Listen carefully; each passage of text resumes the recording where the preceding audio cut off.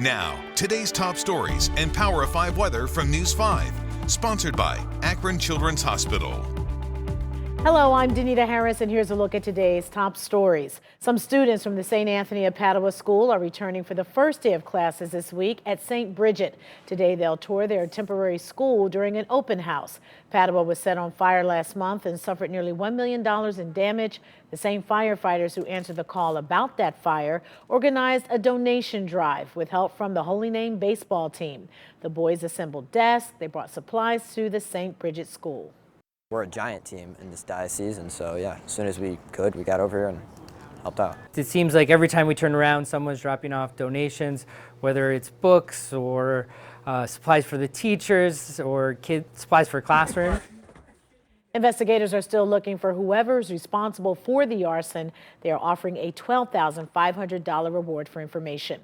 The Greater Cleveland Food Bank hosting a drive-through food distribution this afternoon at Cleveland's Muni lot. Volunteers will pass out boxes of fresh produce and shelf-stable food from 1 until 4 p.m.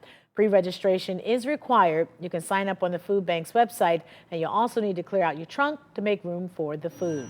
Ohio's new legislative and congressional district maps have been sent to the state Supreme Court for approval. The Ohio Redistricting Commission agreed on new congressional boundaries yesterday. The commission approved revised legislative district maps late last month. The deadline for legislative candidates has already passed for the May 3rd primary, and the deadline for congressional candidates is tomorrow. Now for a look at your weather, here's meteorologist Katie McGraw. It's a lot colder than yesterday at this time, thanks to a front that moved through, brought some showers and snow showers, slick spots this morning. I think we could still see a few icy or slippery spots, so just be careful this afternoon. Getting lots of sunshine as we move through the second half of the day. We're going to continue to gradually clear, and by tonight, it looks mostly clear, which means it's going to get pretty cold. I think even colder than what this data is showing, likely the lower 20s and into the teens. And we're going to want to keep the coats handy because it's going to be chilly all day, not even reaching the freezing point. But the evening drive should be a lot quieter than it was this morning. This is the low temperatures that I think are more likely for tonight. Teens likely very cold. Thankfully, it won't be too windy, but we could still have some very chilly wind chills. It's not as cold on Friday, warming for the weekend.